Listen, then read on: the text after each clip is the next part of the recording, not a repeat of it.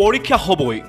আগষ্ট মাহৰ প্ৰথম সপ্তাহৰ পৰা 15 আগষ্টৰ ভিতৰত অসমত অনুষ্ঠিত হ'ব হাইস্কুল শিক্ষান্ত পৰীক্ষা আৰু উচ্চতৰ মাধ্যমিকৰ পৰীক্ষা। মেট্ৰিকৰ বাবে 3টা বিষয়ত অনুষ্ঠিত হ'ব পৰীক্ষা। উচ্চতৰ মাধ্যমিকৰ চূড়ান্ত পৰীক্ষাৰ নিয়মাৱলী সন্দৰ্ভত 2 এদিনতে হ'ব চূড়ান্ত সিদ্ধান্ত। মেট্ৰিকত সৰ্বোচ্চ নম্বৰ পোৱা বিষয়ৰ ভিত্তিতেই হ'ব মূল্যাংকন। আছুকে ধৰি বিভিন্ন দল সংগঠনৰে শিক্ষা বিভাগৰ হোৱা বৈঠকত গ্ৰহণ কৰা হৈছে এই গুৰুত্বপূৰ্ণ সিদ্ধান্ত। 5 ছেপ্টেম্বৰৰ ভিতৰত দিব 2টা পৰীক্ষাৰ ফলাফল। অসমৰ লাখ লাখ শিক্ষাৰ্থীৰ ভৱিষ্যতৰ প্ৰতি লক্ষ্য ৰাখি পৰীক্ষা অনুষ্ঠিত কৰিবলৈ সাজু হৈছে ৰাজ্যৰ শিক্ষা বিভাগ। মঙলবাৰে জনতা ভৱনত অনুষ্ঠিত হোৱা এক গুৰুত্বপূৰ্ণ বৈঠকত অহা আগষ্ট মাহত পৰীক্ষা পাতিবৰ বাবে গুৰুত্বপূৰ্ণ সিদ্ধান্তত উপনীত হয় শিক্ষা বিভাগ। সংকুচিত বিষয়ত সংকুচিত নম্বৰেৰে সৈতে কোভিড প্ৰটকল মানি আমি পৰীক্ষা অনুষ্ঠিত কৰিম আৰু সম্পূৰ্ণ নম্বৰৰো হয়তো পৰীক্ষা নহয়।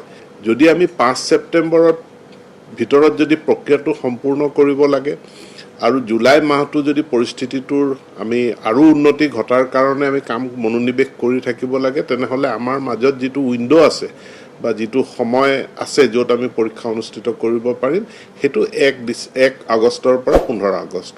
ৰাজ্যৰ বহুকেইটা দল সংগঠনৰ নেতৃত্বৰ সৈতে বৈঠকত মিলিত হৈ শিক্ষামন্ত্ৰীয়ে ঘোষণা কৰে যে আগষ্টৰ প্ৰথম সপ্তাহৰ পৰা 15 আগষ্টৰ ভিতৰত ৰাজ্যত অনুষ্ঠিত হ'ব মেট্ৰিক আৰু উচ্চতৰ মাধ্যমিকৰ পৰীক্ষা।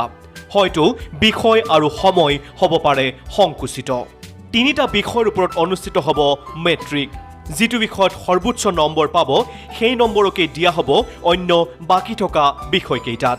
আমাৰ মতামত 3টা বিষয়ত পৰীক্ষা অনুষ্ঠিত হ'ব আৰু বাকী যি 3টা বিষয়ত পৰীক্ষা নিদিব, সেই পৰীক্ষা দিয়া 3টা বিষয়ৰ যিটো হায়েষ্ট নাম্বাৰ পাব, সৰ্বাধিক নম্বৰ পাব, সেই নাম্বাৰটোৱে পৰীক্ষা নিদিয়া 3টা বিষয়ত লাভ কৰিব। গতিকে ছাত্ৰ ছাত্ৰীসকলে ন্যায় পাব বুলি আমি আশা ৰাখিছোঁ।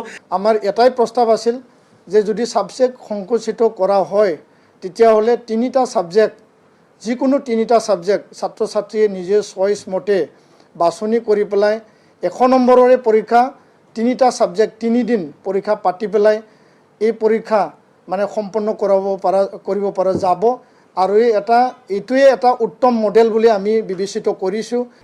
আনহাতে উচ্চতৰ মাধ্যমিকৰ চূড়ান্ত বৰ্ষৰ পৰীক্ষাৰ বাবে কলা, বিজ্ঞান আৰু বাণিজ্য শাখাৰ পৰীক্ষা সন্দৰ্ভত 2 এদিনতে সিদ্ধান্ত লোৱা হ'ব বুলি জানিবলৈ দিয়ে শিক্ষামন্ত্ৰী আৰু বৈঠকত অংশ লোৱা প্ৰতিটো সংগঠনৰ নেতৃত্বই।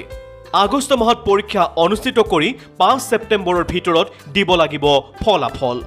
উচ্চতৰ মাধ্যমিক স্তৰৰ কলা, বাণিজ্য, বিজ্ঞানত কি হ'ব সেই সম্পৰ্কত উচ্চতৰ মাধ্যমিক শিক্ষা সংসদে তেখেতসকলে নিজে এটা ফৰ্মুলা বনাই আছে বুলি কৈছে। ছেবা আৰু হায়াৰ ছেকেণ্ডেৰী কাউন্সিলে উচ্চতৰ মাধ্যমিক শিক্ষা সংসদে কালি পৰহিৰ ভিতৰতে সুদৰ্শন ছাত্ৰ সন্থা আৰু নিখিল বড়ো ছাত্ৰ সন্থাৰ লগত পুনৰ আলোচনাত মিলিত হ'ব। শিক্ষা সংসদে উচ্চতৰ মাধ্যমিক স্তৰৰ পৰীক্ষাৰ সূত্ৰ কি সেই সম্পৰ্কত আমাক অৱগত কৰিব।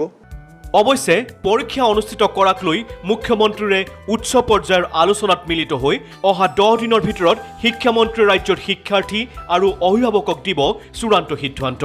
গতিকে পৰীক্ষাৰ বাবে সাজু হৈ থাকক সকলো শিক্ষাৰ্থী।